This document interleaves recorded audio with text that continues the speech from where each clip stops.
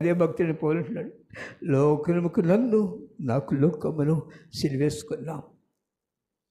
నేను లోకస్తుడని కాదు. నీవు లోకస్తుడు కాదు. లోకంలో నీకేం అవసరం లేదు. నీ తండ్రి రాజు ఆ గుడ్డితనం నుంచి రా, బయటికి రా. నీ నేత్రం తెరవబడినట్టు చూడు, నిన్నెంత దీవిస్తాడో తెలుసురా. ఆ గ్రహింపు లెక్క ప్రేసోదరా వెళ్ళి చేపలు పట్టుకుంటున్నాడు. దేవుడు మాట్లాడుతున్నాడు, ఒక చెవిని వింటున్నాడు, ఒకేపునే మనసు పెట్టకుండా చేపలు. నీ మనస్సులో ఏది ఉందో దాన్ని చేస్తూ ఉంటాం. దేవుడు నన్ను ప్రేమించిన ఎందుకు ఇలా పరిగెత్తాలి? లేదు, శుభ్రంగా వేస్తున్నాడు, చేపలు పట్టుకుంటున్నాడు. ఎంతకాలం పట్టాడు? రాత్రి అంతా. అంటే అతను యేసుప్రభు అక్కడికి వచ్చే వరకు కూడా పడుతూనే ఉన్నాడు. యేసుప్రభు అక్కడికి వచ్చినా కూడా పడుతూనే ఉన్నాడు. ఏం పడుతున్నాడు? మంట కనపడుతున్నా. నీ హృదయంలో రక్తం పొంగాలి ప్రియ సోదరుడా. నీవు దేవుని బిడ్డకు తెలిసినా లోకంలో భ్రష్టత్వం చేసి నశించిపోయి యాత్ర ముగించి నిత్య నరకంలో ఉంటానికి దేవుడు నేను ప్రేమించలేదే. నీకు ఇచ్చిన జ్ఞానం నీదా, నీకు ఇచ్చిన విద్య నీదా? దేవుడిచ్చాడు. లేకపోతే 6 నెలలప్పుడు చచ్చిపోయి ఉండేవాడిని నేను. మనసు మీద మరణ పడకమే నన్ను అందరూ ఎవరు ప్రేమించకపోతే తల్లి ఏడుస్తూ ఉంటే దేవుడు తన దాసులను పంపించాడు. వచ్చి ఎదురుగా నిలబడినప్పుడు కేక వేసి పరిగెత్తుకుంటే వెళ్ళమ్మా నా కుమ్మడి సరిపోలే ఉన్నాడు. యేసుప్రభు గొప్ప అంటే బ్రతికించగలవా? ఆమె ప్రార్థన కాదు. నేను ఆలోచిస్తుంటే నా తల్లి గర్భంలో నేను ఎముకలుగా ఏర్పరచబడక మరిపే దేవుడు నన్ను ప్రేమించినాడు. నేను మరణించకుండా దేవుని పనిచేయాలని దేవుని యొక్క ఉద్దేశం అంటే శత్రువు నన్ను మరణం పనిచేసి దేవుని పని చేయకుండా చూడాలని ప్రాణించాడు. కానీ దేవుడు ఇష్టపడలేదు, బ్రతికించినాడు. ఈ దినాన నిజంగా గర్విస్తాను. నేను చాలాసార్లు చెప్పాను, ఇవాళ కూడా చెబుతున్నాను. ఈ దేశ ప్రైమ్ మినిస్టర్ కంటే నేను గొప్పవాడిని గట్టిగా చెప్పగలను. నీకే ఇదేందయ్యా బాబు, ఆయన చుట్టూ బాడీ గార్డ్స్ ఉంటారు అనుకున్నావు. ఆయన చుట్టూ బాడీ గార్డ్స్ ఉంటారు, నా చుట్టూ లేరా బాడీ గార్డ్స్? ఉన్నారా? ప్రభా వీని కన్నులు తెరవము ఎలీషా అన్నాడు. కళ్ళు తెరిస్తే ఉన్నాయి అగ్ని రథములు అగ్ని గుర్రములు ఉన్నాయి. దేవుని పని చేస్తావా నా ప్రియ సోదరా, యవ్వనస్తులైన బిడ్డలారా? దేవుని కొరకు పని చేయండి. మీ సమయాన్ని పాటు చేసుకోవద్దు, ఇవ్వబడిన సమయాన్ని పాటు చేసుకోవద్దు. అతను వింటలేదు. కానీ ఎంతమంది అంటే ఏమీ సంపాదించుకోవాలా, ఏడుస్తూ కూర్చున్నాడు. నేను ఎంతకాలం ప్రయాసపడ్డాను, పెద్ద జ్ఞానం అనుకున్నాను, ఏమీ పట్టలేకపోతే. నీ జ్ఞానం వల్ల ఏమి సంపాదించలేవు. ఒకవేళ నువ్వు సంపాదించిన మోసంతోనో అబద్ధములతోనో లంచంతోనూ సంపాదించి అది ఉండదు. దానికి బదులుగా నీకు శాపం వస్తుంది, అది మటుకు ఖాయం. అయితే నువ్వు దేవునితో ఉంది ప్రేసోలరా, ఎక్కడ పొందలేక కూర్చున్నాడు. నేనేం పెట్టాలి నా బిడ్డలకి? ఏమిటి? ఎవరికి ఉన్నాయి? నీతిమంతుని సంతానం దీవింపబడుతుంది, నీతిమంతుడు ఆశీర్వదింపబడతాడు, అతని నోరు నిండా నవ్వు ఉంటుంది, సంతోషం ఉంటుంది. సోదరా చూడండి, అప్పుడు ప్రభు చూసి ఆయన వెళ్ళాడు అతని దగ్గరికి, సిమియోను దగ్గరికి వెళ్ళాడు. కంపు కొడుతూ ఉన్నాడు. ఏమండి, కంపు కొడతాడా లేదా?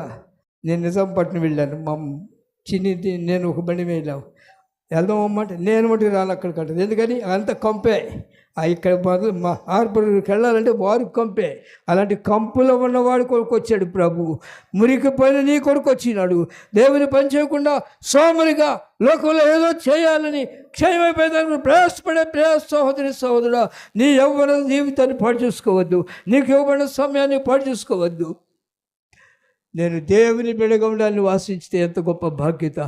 ప్రేసోలరా చూస్తే కంపు కొడుతూ ఉన్నాడు. కానీ దేవుని ప్రేమ ఎంత గొప్పదంటే, ఆ కంపు కొట్టేవాని యోనిలోనికి వెళ్ళి నిలబడి బోధిస్తూ ఉంటే విన్నాడు. వినిన తర్వాత అతను గ్రహింపైనది. వింటున్నావు, హృదయంలోకి చొరబడుతుందా వాక్యము? ఎంతమంది హృదయంలోనికి దేవుని మాటలు చొరబడుతున్నాయి? ఎంతమంది హృదయంలోకి దేవుని మాటలు చొరబడితే ఏమవుతుందో తెలుసురా? అమ్మాయి మార్గంలో ఇద్దరు శిష్యులు వెళ్తున్నారు, యేసుప్రభు వారితో వెళ్ళినారు. తర్వాత ఆ గ్రామం తర్వాత యేసుప్రభు వెళ్ళిపోయిన తర్వాత వారు అనుకుంటున్నారు, ఆయన మనతో ఉన్నప్పుడు మన హృదయంలో మండలేదా? నీ హృదయంలో మంట వస్తే గొప్ప సంతోషం వస్తుంది, గొప్ప ఆనందం వస్తుంది. గంతులు వేస్తావు, కొవ్వెంతుడు గంతులు వేస్తావు, దీర్ఘాయుష్మంతుడు అవుతావు. నీ సంతోషం ఎంతమంది వస్తారో తెలుసునా? ఎంతమంది వస్తారు? నీకు ఎంతమంది సంతానం ఉంది? దేవుడే ఉన్నాడు, భూమిని నింపు. ఏం నింపాలి? శరీరానుసారి మనుషుల్లో ఆత్మల కొరకై భారమున్నదా, ఆత్మల ఆత్మల కొరకు బాగుందా ఏంటయ్యా, ఎందుకు ఆత్మలు సంపాదిస్తే ఏమొస్తుంది? లోకల్లో డబ్బు సంపాదించి డబుల్ డ్యూటీ చేసి బిల్డింగ్లు కట్టి అప్పు చేసి బిల్డింగ్లు కట్టి ఉందండి. అక్కడికి పోగానే అమ్మా నేను వస్తున్నాను రా అంటాడు. అప్పుడు ఉంటుంది సంతోషం. ఎంత సంతోషం ఉంటుందో. సహోదరుడా, పాడు చేసుకోవద్దు, దయచేసి సమయాన్ని పాడు చేసుకోవద్దు. దేవుని కొరకు జీవించు, పరిగెత్తవద్దు. పరిగెత్తిన వారు ఎవరు మేలు పొందలేదు. దేవుడు లేకుండా ఏ మనుషులు పొందలేదు. దేవుడు ఎందుకు సృష్టించాడు? చేపలు పట్టుకోమని కాదు, డబ్బులు సంపాదించుకుని నా కొరకు బ్రతుకుపోయా, నశించిననే ఆత్మ నా ఎద్దుకు నడిపించవయ్యా.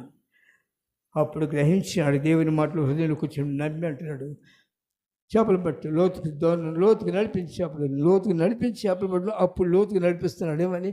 ప్రభువా, నేను పెద్ద జ్ఞాని అనుకున్నాను, నాకు దేవుడు అవసరం లేదనుకున్నాను, డబ్బు ఉంటే చాలు అనుకున్నాను, ఇదే గొప్ప సంతోషం అనుకున్నాను.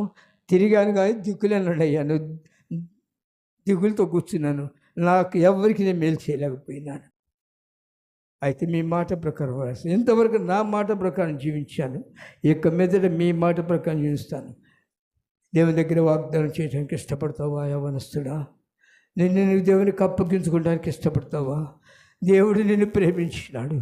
ఆయన ఆత్మ నీ మీద కుమ్మరింప చేయాలని, ఆయన అనేకులను గరుడుగా చేయాలని, అనేక ఆత్మలు సంపాదించి ఒక దేవుని చేతిలో బలమైన పనిముట్టుగా నేను చేయాలని ఆశిస్తున్నాను. నీకు తెలియదు ఏది సంపాదించాలి. సంపాదించి ఏం చేయాలండి? వజ్రాలు కొనాలి, బంగారాలు కొనాలి, మెడలో పెట్టుకోవాలి.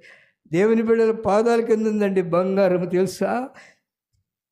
సువార్త ప్రకటించు అని పాదములు పర్వతములదా, అక్కడ బంగారం ఉంటుంది తెలుసు, అక్కడ ఆయిల్ ఉంటుంది, అక్కడ కావాల్సినవన్నీ ఉంటాయి, ఏ కొరత లేదు. ఎంత గండైనా తండ్రి, నా తండ్రి నువ్వు చెప్పుకుంటే ఎంత సంతోషమో. ఎందుకు సాతాను దగ్గరికి పరిగెత్తావు? ఎందుకు దిక్కులేని దానికి ఇది ఎందుకండి?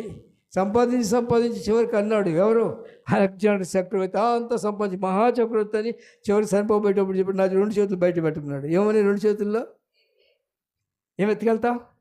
వచ్చేటప్పుడు ఏమి చేయలేదు, వెళ్ళేటప్పుడు ఏమి? ఎందుకు మరి ప్రయాసపడాలి? తీసుకెళ్దామా? తీసుకెళ్తాం. ఏం తీసుకెళ్తావు? దేవుని తోటలో నువ్వు పని చేస్తే పరలోక ధనం ఉంది, నీకు కోట్లాస్తి, 1000 కోట్ల ఆస్తి ఉంది తెలుసునా?